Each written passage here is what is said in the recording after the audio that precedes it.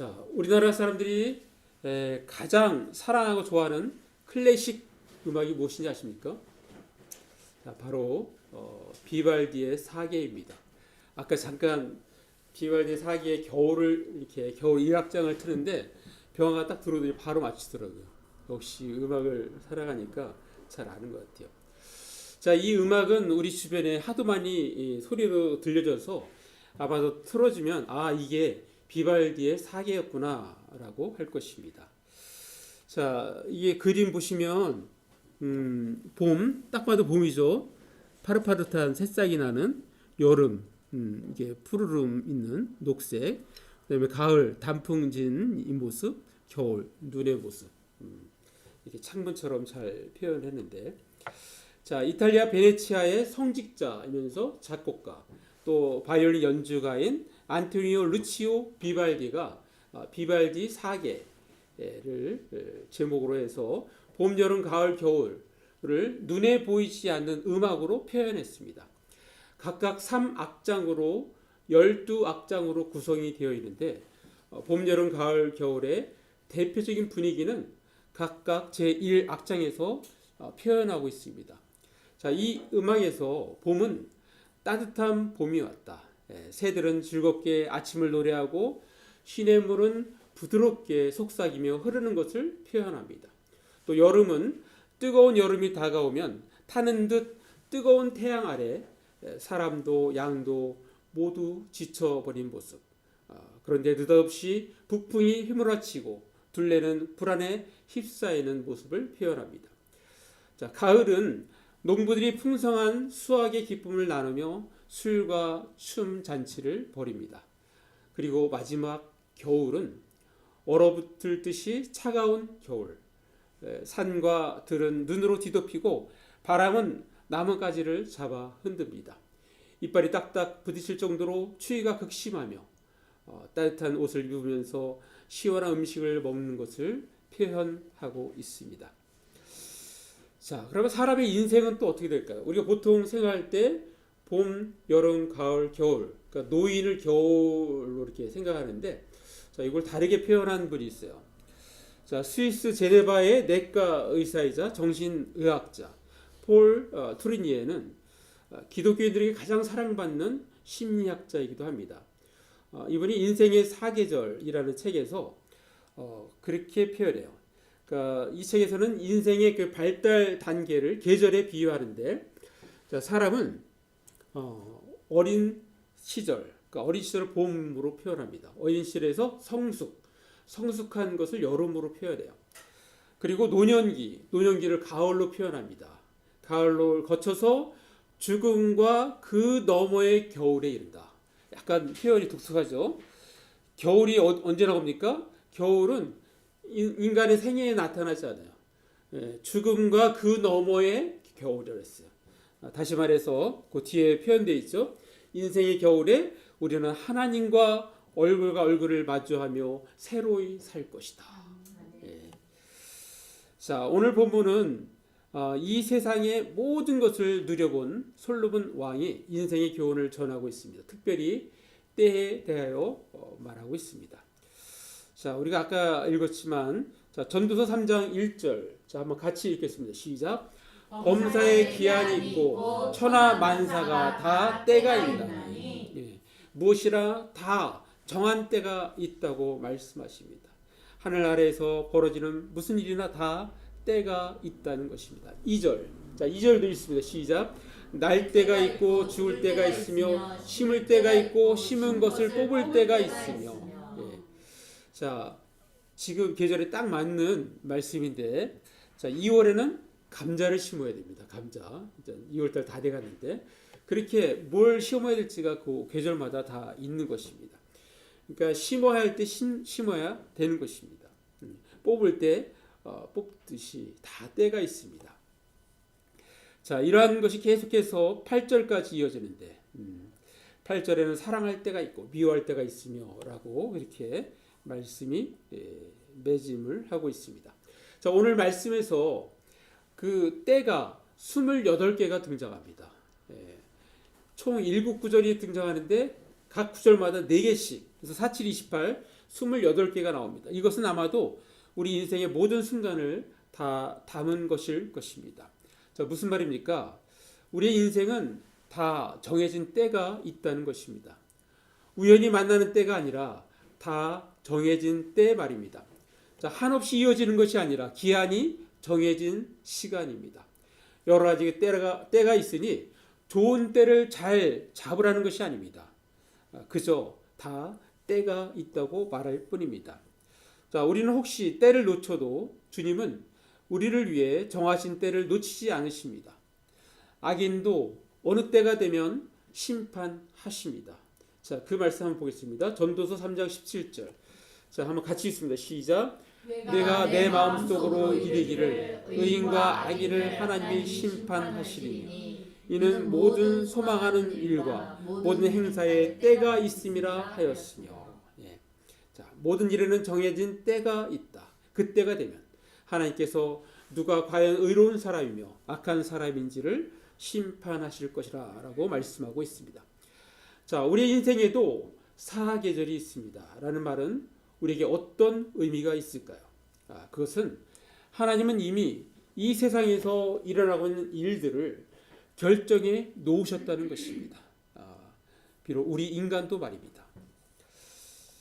자, 아까 우리가 소개했던 폴 트루니에는 계속해서 인생의 사계절에서 하나님의 뜻과 관련하여 언제 행해야 하는지를 잘 안내하고 있습니다. 그것은 하나님의 뜻에는 지연의 시간도 포함됩니다.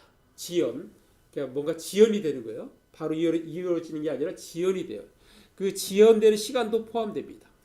하나님이 원하시는 일을 행하는 것만이 중요한 게 아닙니다. 그분이 원하시는 일을 그분이 원하시는 때에 행하는 것이 중요합니다. 라고 이렇게 안내하고 있습니다. 자, 이 같은 사실을 예수님의 생애를 살펴보면 충분히 공감할 수 있습니다. 자, 예수님의 생애를 잠깐 보겠습니다. 갈라디아서 4장 4절에 보면, 자, 한번 같이 읽어볼까요? 시작. 때가 참에 하나님이 그 아들을 보내사 여자에게서 나게 하시고 율법 아래에 나게 하신 것은, 자, 예수님께서 이 땅에 오신 것은 때가 참에 정해진 때가 되자 하나님께서는 여자의 몸을 빌어 그 아들을 유대인으로 태어나게 하셨다고 말씀하고 있습니다. 좀 더 자라서 이제 가나안 잔치에 갔습니다. 가나의 혼인 잔치에 참여를 했는데 마침 포도주가 떨어진 거예요. 잔치에 포도주가 떨어진 큰일이잖아요. 근데 어머니가 이제 그 사실을 예수님께 이야기합니다. 그때 예수님께서 하시는 말씀, 요한복음 2장 4절. 자, 한번 같이 읽어볼까요? 시작. 예수께서 이르시되 여자여 나와 무슨 상관이 있나이까 내 때가 아직 이르지 아니하였나이다. 예. 자, 어머니 왜 저에게 이런 부탁을 하십니까? 저의 때가 아직 오지 않았습니다. 저의 때, 예. mine hour, 나의 것, 나의 시간이 아직 오지 않았다는 거예요. 그래서 항상 예수님은 이렇게 하나님의 때를 굉장히 민감하게 살피면서 사시는 것을 볼 수가 있습니다. 자, 마가복음 1장 15절에 보면 침례 요한, 세례 요한이 잡힌 후 예수께서 갈릴리에 오셔서 하나님의 복음을 전파하면서 말씀하시는 거예요. 마가복음 1장 15절. 자, 같이 읽습니다. 시작. 이 시대에 때가 찼고 하나님 나라가 가까이 왔으니 회개하고 복음을 믿으라 하시더라. 드디어 때가 왔다. 드디어 때가 왔다. 하나님 나라가 가까이 왔다. 너는 회개하고 이 기쁜 소식을 믿으라 라고 말씀하십니다. 자, 예수님께서 십자가에 못 박혀 돌아가시기 직전 붙잡히실 때도 바로 하나님의 때에 이루어진 것입니다. 자, 누가복음 22장 53절에 보면, 자, 지금 감람산에 지금 어둠 가운데 계시어요. 근데 예수님을 잡으러 횃불을 들고 대제장들과 또 성전의 경배대장들, 장로들을 옵니다. 그리고 그들이 검과 몽치를 가지고 와요. 그때 예수님께서 하신 말씀이 누가복음 22장 53절 말씀입니다. 자, 한번 같이 읽습니다. 시작. 내가 날마다 너희와 함께 성전에 있을 때 내게 손을 대지 아니하였도다. 그러나 이제는 너희 때요 어둠의 권세로다 하시더라. 자, 하나님이 허락하지 아니하면 아무리 붙잡을 수 있는 상황이 온다 할지라도 손을 못 댑니다. 그렇지만 이제 하나님의 때가 어둠의 권세를 허락하면 바로 어둠의 권세를 허락했다는 거예요. 바로 이때 이제 너희들이 때가 왔으니까 너희들한테 이제 맡긴다. 이런 의미가 포함되어 있습니다. 이제는 너희 때가 되었다. 어둠의 권세, 어둠의 세력이 판을 칠 때가 온 것이다. 라고 말씀하고 있습니다. 예수님의 생애를 보면 단 한 시간도 허투루 사용하지 않으셨습니다. 모두 하나님의 때에 맞게 행동하셨습니다. 자, 사랑하는 나무자교 성도 여러분, 오늘날 우리의 사는 현실은 어떻습니까? 자, 사람들은 보통 모든 것이 때가 있다고 생각합니다. 그러므로 우리는 어떤 것에 대하여 너무 이르다, 조금 빠르다, 너무 서두르다, 너무 늦다, 바로 적기다, 절호의 찬스다, 또 아직 멀었다 등등 말하면서 나름대로 시간을 계산하곤 합니다. 자, 그렇다면 전도는 언제 해야 할까요? 자, 전도는 특별히 마땅한 때, 적절한 때가 있을까요? 자, 이 부분에 대해서 예수님께서는 어떻게 말씀하셨는지를 한번 찾아 읽겠습니다. 이 말씀은 우리가 언제 전도해야 할지를 말씀하십니다. 요한복음 4장 35절. 자, 같이 읽습니다. 시작. 너희는 넉 달이 지나야 추수할 때가 이르겠다 하지 아니하느냐. 그러나 나는 너에게 이르노니 너희 눈을 들어 밭을 보라. 휘어져 추수하게 되었도다. 자, 시간상으로 보면 추수할 때는 앞으로 넉 달이 더 지나야 돼요. 자, 그런데 영적인 것, 인간의 영혼의 그 광막한 밭은 우리 주에서 이미 누렇게 익어 이제 거둬들일 때가 됐다는 거예요. 지금 바로 그 때라는 것입니다. 전도는 어떤 기한이 지나야 하는 것이 아니고 지금 당장 휘어져 추수할 때가 되었다는 것을 말씀하고 있는 것입니다. 자, 우리가 이웃을 전도할 때 우리는 전도의 원리를 잘 이해하고 있어야 합니다. 자, 전도란 무엇인가? 우리가 많은 것을 표현할 수 있지만 한번 말씀을 통해서 그 답을 얻겠습니다. 사도행전 26장 18절 말씀. 자, 같이 읽습니다. 시작. 그 눈을 뜨게 하여 어둠에서 빛으로 사탄의 권세에서 하나님께로 돌아오게 하고 죄사함과 나를 믿어 거룩하게 된 무리 가운데서 기업을 얻게 하리라 하더이다. 자, 바로 전도라는 것은 사단의 흑암의 권세, 흑암의 세력에서 벗어나서 하나님의 빛 가운데로 살도록 하는 것, 이것이 바로 전도라는 거예요. 자, 이런 걸 생각할 때 한 사람은 전도하는 것, 한 영혼을 전도하는 것이 얼마나 위대한 일이지. 어둠의 그 세력하에 있는 사람을 빛 가운데로 안내하는 역할하는 것이 바로 전도입니다. 전도. 예. 아까도 얘기했듯이 저 사람은 이제 딱 잡힌 거죠. 장소를 알고 있으니까 언제든지 찾아가서 매주 금요일마다 빵을 전달하면서 그렇게 들어갈 때마다 문을 열 때마다 순간도 기도합니다. 어둠의 권세가 물러나게 해달라. 자, 그래서 한 영혼 전도하는 것이 그렇게 위대한 일인 것입니다. 자, 우리가 선한 일을 하고 언제 그 보상을 받게 되나요? 자, 여기에 대하여 또 답을 말씀을 통해서 보겠습니다. 자, 갈라디아서 6장 9절 말씀. 자, 같이 읽습니다. 시작. 우리가 선을 행하게 낙심하지 말지니 포기하지 아니하면 때가 이름에 거두리라. 정하신 때에 거둔다는 말씀이십니다. 자, 무슨 말입니까? 선한 일을 행하면 반드시 보상이 있을 것이니 포기하지 말고 꾸준히 선한 일을 행하라고 우리에게 말씀해 주고 있는 것입니다. 자, 사랑하는 남자교회 성도 여러분, 마찬가지로 교회에도 사계절이 있다는 것을 아십니까? 자, 푸른마을 교회에 담임 목사로 있는 이분은 우리보다 한 2년 전에 개척을 하신 분이에요. 자, 유재춘 목사님 교회 다시 봄이라는 책에서 이분은 특이하게 학교 다닐 때 건축을 했습니다. 개척을 시작한 게 아니라 학교 다닐 때 교회를 먼저 지었어요. 그렇게 시작을 하신 아주 특이한 분인데 이분이 전 교회에도 4계가 있는데 바로 희망의 봄, 열정의 여름, 열매의 가을, 시련의 겨울. 자기가 실제 경험한 거를 이렇게 책으로 썼습니다. 좀 더 풀이를 하면, 자, 희망을 노래하는 봄이 있는가 하면 뜨거운 태양과 폭풍 속에 성장하는 여름이 있습니다. 풍부한 열매를 거두는 가을이 있는가 하면 혹독한 시련의 겨울도 있습니다. 라고 자기의 삶을 이렇게 정리해서 적고 있습니다. 자, 그런데 여기에 정말 우리 교회도 적용할 수 있는 희망적인 또 그 말이 있는데 그거 잠깐 한번 소개하겠습니다. 자, 예수님을 주인으로 고백하는 교회는 겨울이 절대 끝이 아닙니다. 주를 향한 희망을 버리지 않는다면 기필코 봄은 다시 찾아옵니다. 바로 우리 남부조항께도 이런 다시 봄이 찾아오는 그러한 능력 있는 교회가 되기를 간절히 바랍니다. 자, 우리는 지금 우리의 인생에도 사계절이 있습니다 라는 제목의 설교를 듣고 있습니다. 자, 그렇다면 우리는 어떻게 해야 할까요? 자, 한 가지 말씀드리는데 좀 깁니다. 제가 한번 정리를 하면, 자, 즐거울 때 즐기고 일해할 때 열심히 일하고 슬플 때 눈물 흘리고 기쁠 때 기뻐하고 안 되고 실패하고 절망적이고 불합격할 때 주님께 위로와 격려받고 고난 중일 때 겸손히 자신을 돌아오며 기도해야 합니다. 좀 길죠. 자, 우리는 어떻게 하라고요? 일해야 할 때 열심히 일해야 합니다. 자, 한번 말씀 봅니다. 잠언 10장 5절 말씀 한번 같이 있습니다. 시작.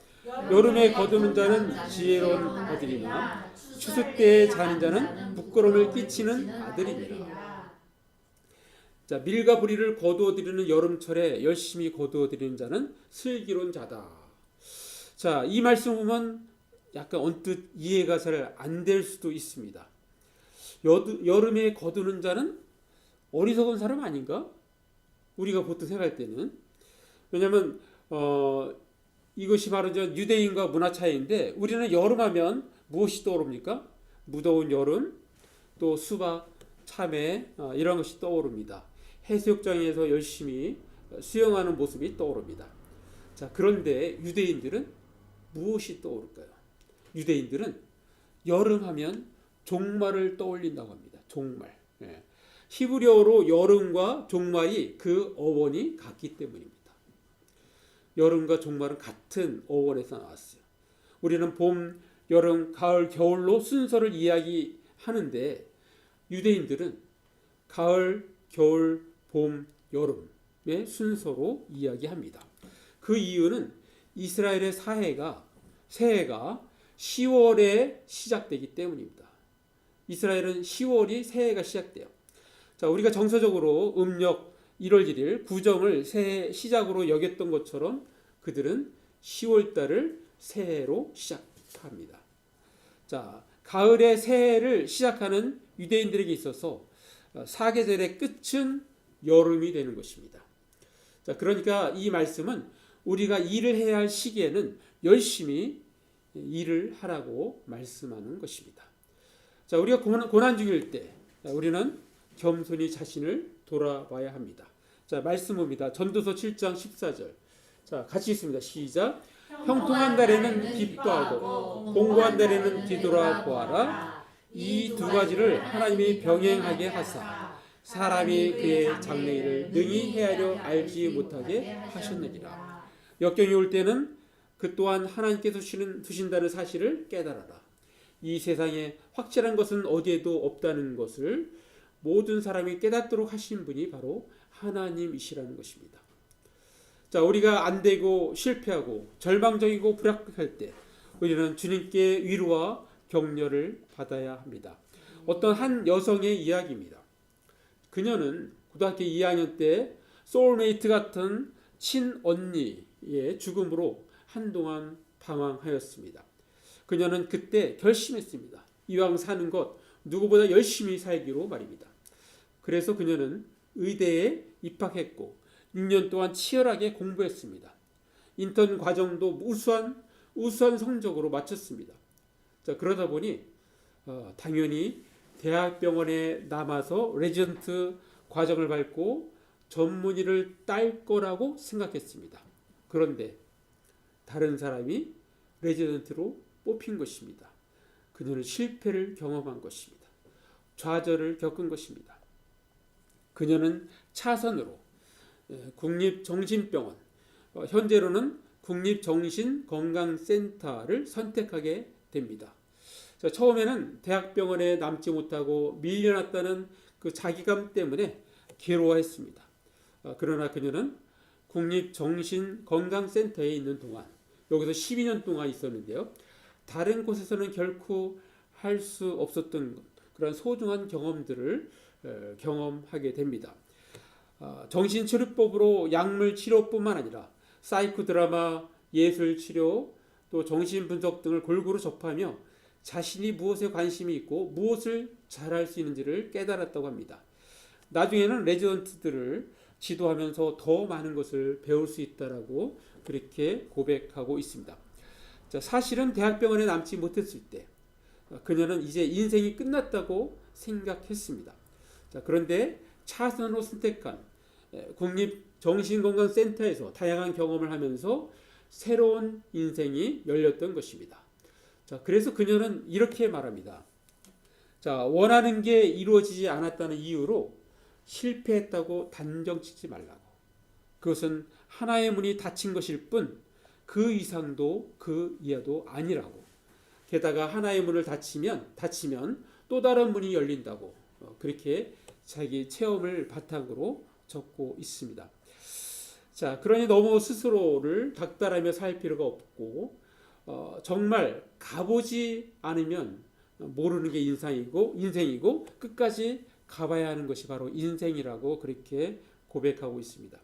자, 그리고 계속해서 그녀는 말합니다.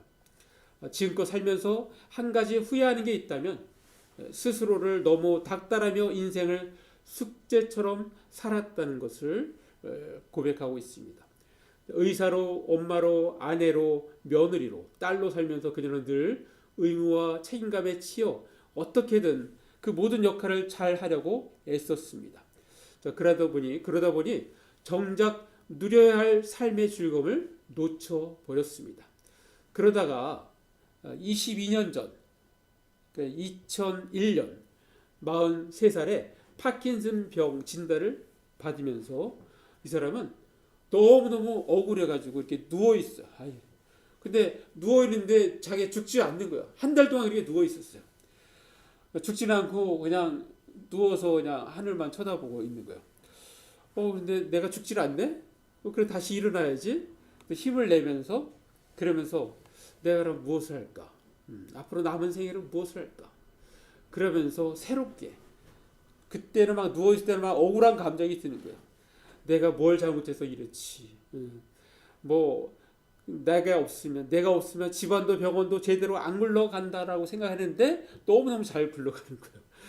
그래서 그런 것들을 막 분노하고 했는데 그런데 이 사람이 깨달았어요. 내가 살아있는 동안에 내가 할 수 있는 것을 해야 되겠다. 즐겁게 살아야 되겠다. 이렇게 머리가 아플 때가 늘 아픈 게 아니에요. 아프다가 안 아플 때가 있어요. 안 아플 때 자기가 할 수 있는 걸 해요. 그때부터 이 사람이 10권의 책을 씁니다. 그 책이 이 베스트셀러가 되었고 구독자가 130만 명. 어마어마하죠. 이것도 저 책을 썼는데 자, 이 이야기 속에 그녀는 바로 김해남 원장님이십니다. 자, 정신분석 전문의 신경정신과 의원 원장이신 김해남 원장님. 만일 내가 인생을 다시 산다면 이게 막 10만 권이 넘어갔어요. 이게 마흔이 된 사람들에게 들려주는 그것을 책을 쓴 것입니다. 근데 이 책에서 이런 내용이 있어요. 정신분석가들이 이런 말을 한다는 거예요. 뭐라고 얘기하냐면 좋은 치료자 100명보다 사랑하는 사람을 만나는 게 더 낫다. 그러니까 사랑하는 사람이 내 곁에 있는 것이 얼마나 위대한 일인지. 어떤 치료자보다도 어떤 의사보다도 나를 사랑하는 사람이 있다는 거. 그게 위대하다는 거예요. 사랑의 위대함을 느낄 수 있습니다. 자, 그러면서 자기도 이렇게 정리합니다. 당신이 사랑하는 사람에게 해줄 수 있는 것은 그저 사랑하는 일, 그리고 기다려주는 일뿐입니다. 부모님들이 자녀들을 볼 때 그냥 너무 요구하지 마세요. 그냥 우리가 할 수 있는 건 뭐라고요? 그냥 사랑해 주는 거예요. 그리고 기다려 주는 거예요. 기다리는 것도 사랑하기 때문에 기다리는 거죠. 자, 김혜남 원장님이 이 책의 제목을 만일 내가 인생을 다시 산다면이라고 잡았는데, 이거는 어느 시에서 따온 거예요. 시. 그 시를 잠깐 한 부분만 소개하겠습니다. 미국 켄터키주의 한 두메산골에 살던 나딘 스테어라는 할머니, 85세 되던 때 시를 하나 썼는데, 그 시의 제목이 만일 내가 인생을 다시 산다면 이라는 시입니다. 그 일부를 잠깐 소개하면, 만일 내가 인생을 다시 산다면 의미 있는 순간을 더 많이 가지리라. 그 순간 위엔 다른 건 아무것도 하지 않으리라. 긴 세월을 미리 걱정하지 않고 매 순간을 즐기며 살리라. 그런 구절이 있습니다. 여러분, 우리는 크리스찬으로서 의미 있는 시간을 많이 갖는 것, 그것이 굉장히 중요합니다. 그리고 하나님이 주신 시간 감사하면서 그 시간들을 기쁨과 즐거움으로 사는 것입니다. 자, 우리는 우리에게도 있는 인생의 사계절을 언제나 가장 최고의 좋은 계절로 만들어야 합니다. 우리는 날마다 성령이 충만하도록 기도해야 합니다. 늘 하나님께서 기뻐하실 일을 생각하며 실천함으로써 하나님께 영광 돌리는 삶을 살아야 합니다. 우리로 인하여 새로운 생명이 탄생되어지는 역사가 일어나야 합니다. 우리들로 인하여 하나님 나라 확장이 활발히 이루어져야 합니다. 우리들로 인하여 우리 남부조항교회가 성장을 해 나가야 합니다. 자, 그렇게 될 때 우리 인생의 사계절은 하나님께서 기뻐하시는 은혜가 풍성한 계절이 될 것입니다. 자, 마무리합니다. 우리는 눈을 뜨면 내게 주어진 하루 24시간을 살아갑니다. 그 시간은 실제로는 18시간일 수도 있고 어떤 에게는 12시간, 13시간일 수도 있습니다. 우리 예수 믿는 사람들은 하나님께 주신 하루하루를 감사하며 살아가야 하는 것입니다. 우리는 살아가면서 다양한 때를 만납니다. 이것은 일반적으로는 우리 각 사람 한 사람마다 다 다르게 다가옵니다. 우리는 그때마다 주께서 원하시는 삶을 선택해서 최선을 다하는 삶을 사는 것입니다. 후회 없는 삶을 사는 것입니다. 다른 사람의 시선을 너무 의식하지 말고 하나님 앞에서 하나님 백성답게 오늘을 살아가는 것입니다.